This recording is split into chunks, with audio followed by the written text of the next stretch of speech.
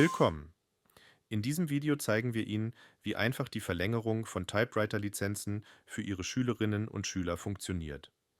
Die Verlängerung ist fast genauso einfach wie die erstmalige Zuteilung einer Lizenz. Falls Sie dabei unsicher sind, können Sie die genaue Vorgehensweise jederzeit in unserem Erklärvideo zur ersten Lizenzvergabe nachsehen. Das Video ist in der Videobeschreibung verlinkt. Neue Lizenzen hinzufügen. Neue Lizenzen können jederzeit erworben und dem Lizenzpool hinzugefügt werden. Damit Sie immer den Überblick behalten, erhalten Sie 6 Wochen vor Ablauf einer Lizenz eine automatische Benachrichtigung. In der Klassenliste erscheint ein gelbes Warndreieck. Im Cockpit wird das nächste Ablaufdatum deutlich angezeigt. Schon 6 Wochen vor Ablauf einer bestehenden Lizenz können Sie eine neue Lizenz zuweisen, genau wie bei der ersten Zuteilung.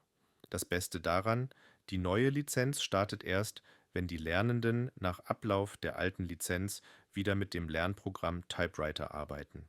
So geht keine Zeit verloren und das Arbeiten kann nahtlos fortgesetzt werden. Falls eine Lizenz nicht rechtzeitig verlängert wird, erscheint ein rotes Ausrufezeichen als Warnung für Sie und Ihre Lernenden.